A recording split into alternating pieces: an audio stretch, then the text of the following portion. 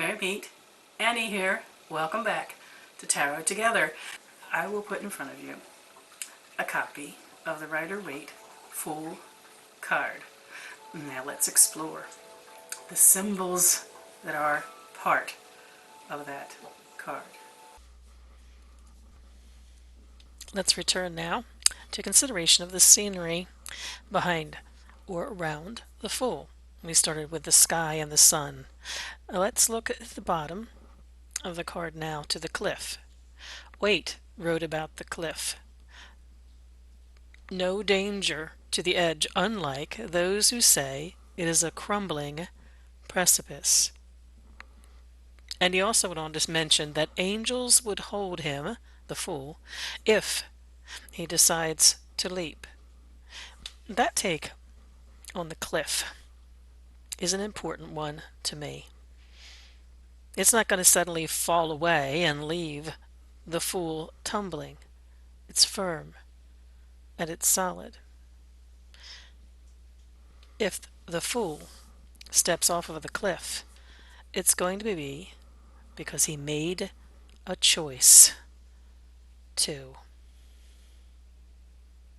Over the edge of that cliff is the abyss. That symbolizes the unknown and the depths awaiting the Fool. In mythology, the great abyss represents both the underworld, and psychologically we could think of that as our unconscious, and the Great Mother. It's especially seen as the Great Mother when there is water at the base of the great abyss. As a female symbol, the abyss represents fertility and creativity and what is coming into being.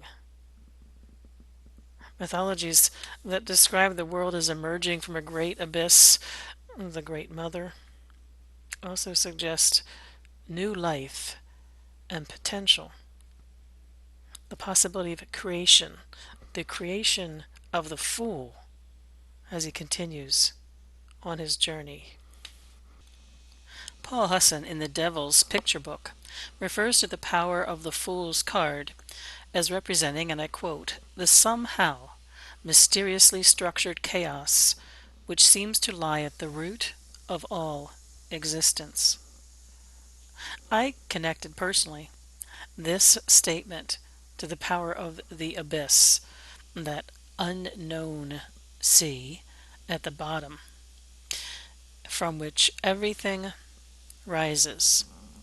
Maybe because I live next to the ocean, where I see, especially in the storms, the shifting and changing and unpredictable nature of the wind and the water. His thoughts on the mysteriously structured chaos lying at the root of all existence, to me, is captured in the concept of what lies at the bottom of the abyss. A precipice or an abyss is a place of spiritual transformation. It's the spot from which we can leap into the unknown or delve into the unconsciousness. We leap out and down, or we leap out and within. At the bottom of the abyss is a hint of what might be coming on the journey. Water. Immersion into the experience of living. In its aspect of intuition, that water at the base of the abyss may be the very thing that's calling the Fool off of the edge of the cliff. That water could be linked to the Hindu ocean of illusion and cyclic existence, the samsara, the repeating cycle of birth, life, and death, as well as one's actions and consequences in past, current, and future lives. Perhaps it is within the depths of the water lying at the base of the abyss, that the Fool truly begins again. If we lift our eyes up to the mountains, we consider their archetypal meanings, the spiritual journey, triumph, challenge, attainment, and realization. They also represent timelessness and an endurance that is infinite, the meeting of heaven and earth, the ascent, struggle, and the obstacles we go through, and then the penultimate point where we arrive. In consideration of the fool's departure as the innocent and his arrival at his own wisdom, it's a journey he has taken before. Those mountains might represent the heights he has already attained, his own possibility, and which he will attain again and again. Life, his life, and a reminder that his life is our life, and the cyclical nature of life, always ascending, struggling, and overcoming obstacles, the symbol of our rising to the top. The Fool, though, isn't at the base of the mountains looking up in his card. He's in the mountains too, symbolizing that something's brought him here to the place at the edge of the abyss in front of him. There's already been an immense journey. We might wonder what his ascent has been like, what his struggle and obstacles he overcame. No matter what they were, though, his attitude of joy symbolizes that it's either well worth it or it just doesn't matter at all at this point. There's two ways of looking at the white on the top of the mountains. One is another appearance of water in the card, balancing the water that is deep within the abyss. This time water as ice. Symbolism of ice is isolation, patience, waiting, distance, and objectivity. In the tarot, it tends to have the significance of separation, a time of deep contemplation or a process of growth that is not perceived until after the thaw. If the Fool has indeed been through this cycle and before, he doesn't perceive it necessarily at the moment. That white at the top of the mountains, though, it could be the touch of the spiritual sun that waits for each of us when we've reached the top of our mountain or our mountains, as we continually climb, meet challenges, and rise to the top. That white could as well be,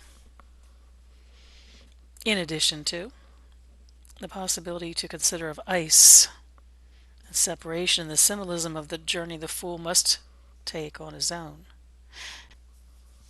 It can as well be a symbol that it is after periods of struggle, trying to keep our heads above water, trying to make our progress through life to reach our own pinnacles as we are able, that it is those pinnacles, those moments of standing our tallest, when we are aligned to the pure white light of the spiritual sun.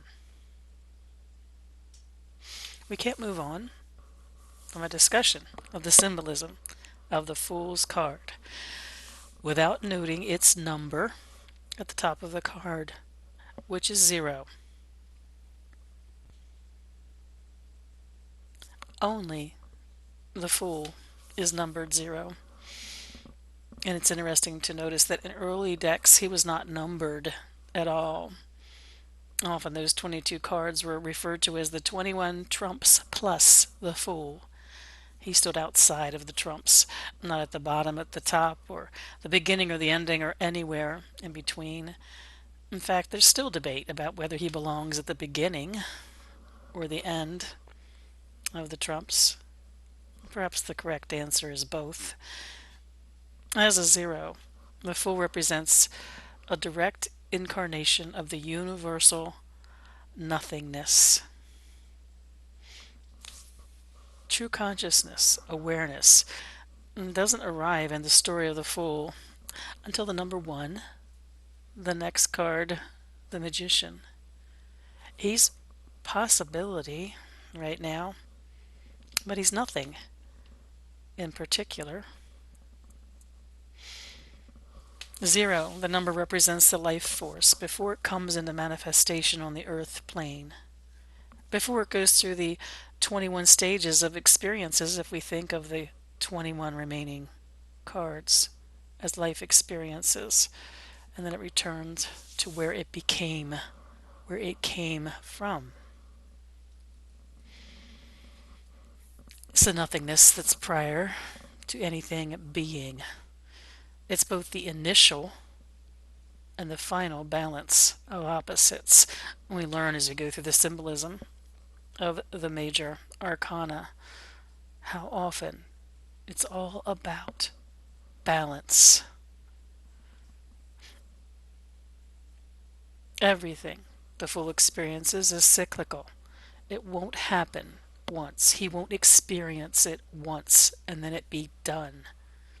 Everything continues as a wheel of life and experience and enlightenment. A circle, a 0.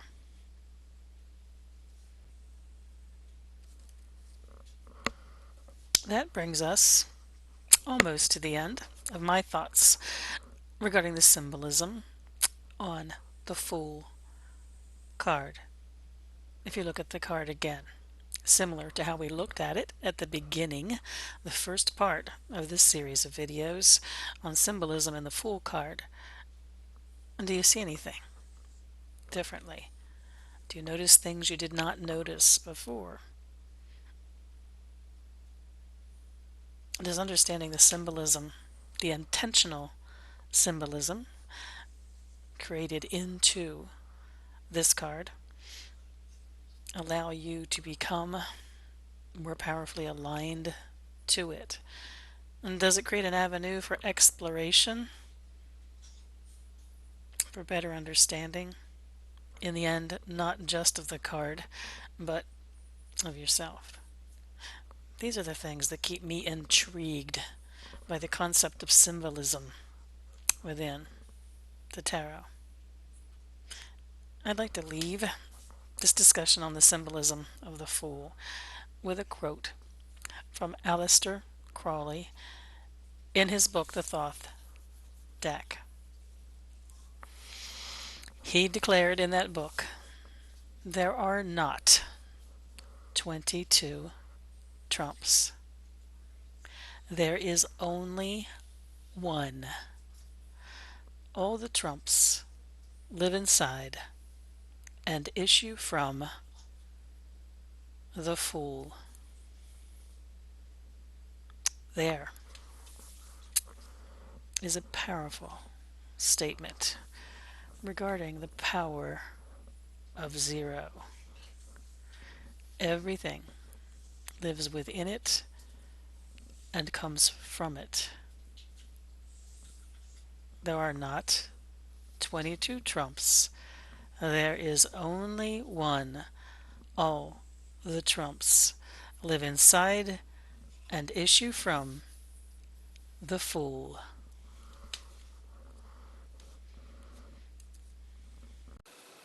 I hope you've enjoyed that journey through the symbols as I've been studying them on the Fool card and the Rider-Waite deck. I look forward to your additions, differing opinions, especially what you can share that I simply did not know about the symbols on the cards.